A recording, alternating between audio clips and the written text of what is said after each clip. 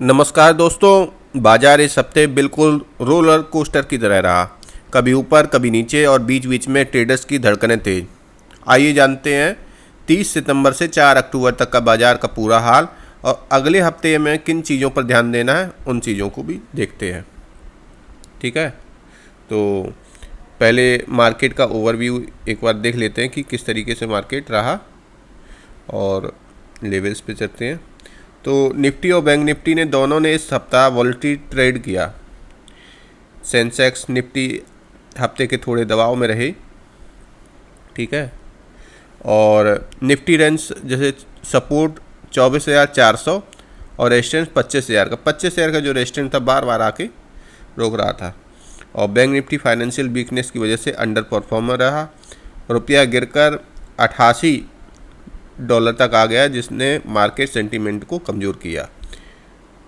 रुपए की वजह से मार्केट का सेंटीमेंट कमज़ोर हुआ और जो निफ्टी का लेवल था बार बार ये लेवल आता रहा। बैंक निफ्टी का लेवल है, चार्ट में आप देख सकते हैं जिस तरीके से दिया हुआ है। ठीक है, FIDI की एक्टिविटी पे भी एक बार नज़र डाल लेते किस तरीके से FIDI ने किया। FI लगातार सेल कर रहे हैं। फॉरेन इंस्टीट्यूशन इन्वेस्टर यानी FI इस हफ्ते सेलर्स रहे। 1 अक्टूबर को ही करीब 1600 करोड़ की नेट सेलिंग की उन्होंने। पूरे हफ्ते उन्होंने 7,000 करोड़ का इक्विटी मार्केट बेच डाला। आप देख रहे हैं इस तरीके से। और डोमेस्टिक इंस्टीट्यूशन यानी DI ने सपोर्ट किया 2900 करोड़ का माल। ठीक है, सपोर्ट किया मगर उतना नहीं कर पाया, 2900 करोड़ और 7,000 करोड़। ठीक है, फिर भी मार्केट हमारा ऊपर रहा है, इसका मतलब सेंटीमेंट्स सारे अच्छे हैं। तो अब FI की तो हालत उस दोस्त जैसी रही जो पार्टी में खूब खाता है लेकिन बिल भरने से पहले भाग जाता है। शुक्र है कि हमारे DI जैसे हमारे घर के लड़के हैं, गिरावट में भी खरीदारी करके मार्केट को संभाल ले रहे हैं। तो इंडिया विक्स का भी जैसे देखते हैं तो इंडिया विक्स लगातार कम हो रहा है। इंडिया विक्स में हम लोगों ने बताया था, आप लोग चर्चा की देखे होंगे कि 15 से ऊपर इधर आता है तो मार्केट में घबराहट गिरावट के संकेत अधिक हो जाते हैं। जब इंडिया विक्स कम होने लगता है तो ये जानिए कि मार्केट में बुलिश ट्रेंड है, मार्केट जो है अब डर नहीं रहा है। तो इंडिया विक्स 11 से 10.5 की तरफ पहुंच गया। आप चार्ट में ऐसे देख सकते हैं, लगातार गिरा है।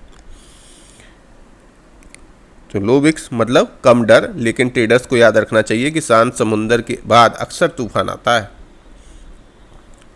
और एक बार जैसे क्रूड ऑयल, गोल्ड, जिनका मार्केट पे बड़ा प्रभाव रहता है, उनको भी एक बार देख लेते हैं। तो गोल्ड ने इस बार 1,17,371 का टच किया है। सिल्वर ने 1,44,000 पे टच किया है। ठीक है, आप ये चार्ट भी देख सकते हैं। ठीक है, आपकी सुविधा के लिए चार्ट बनाया है। Global uncertainty, US shutdown fears, dollar, इन सारी चीज़ों को देखते हुए ये सारी रही। कारण वही है, तो सेफ हेवन डिमांड से मेटल्स आउट परफॉर्म कर रहे हैं।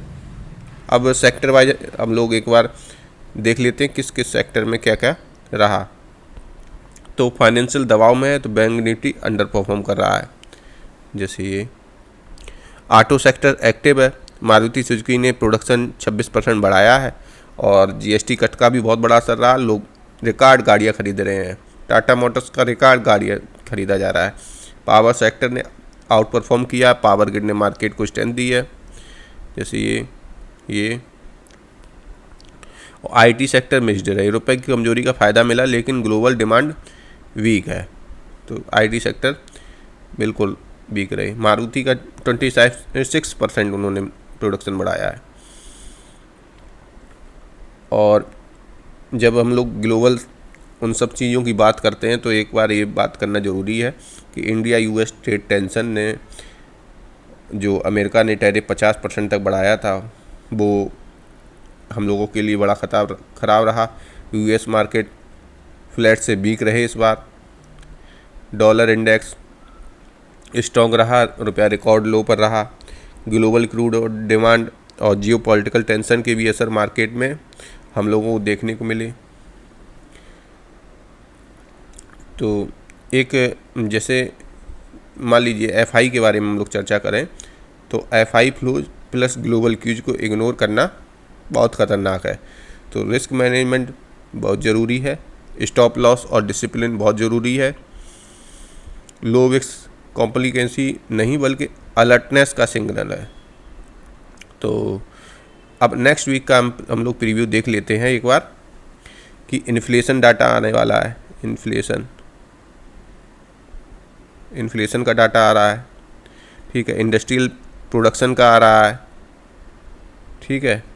फेड का आएगा, एफआईडीआई का फ्लो देखना रहेगा, ठीक है। और निफ्टी का सपोर्ट लेवल 24,400 और 24,500 के आसपास है। रेजिस्टेंस वही 24,900 और 25,100, ठीक है। 25,100 की रेजिस्टेंस है। स्ट्रेटजी वही है, कंफर्मेशन के बिना बड़े ट्रेड्स अवॉइड करें। तो दोस्तों ये था कि इस हफ्ते का वीकली रिकैप। अगर ये वीडियो आपको अच्छा लगा हो तो लाइक, शेयर और सब्सक्राइब जरूर करें। कमेंट में बताइए इस हफ्ते आपके पोर्टफोलियो ने डीआई जैसा सपोर्ट किया या एफआई जैसा भाग गया है। मिलते हैं अगले हफ्ते एक और अपलोड के साथ। तब तक सेफ ट्रेडिंग और इन्फॉर्म्ड इन्वेस्टिंग पे ध्यान दें। धन्यवाद।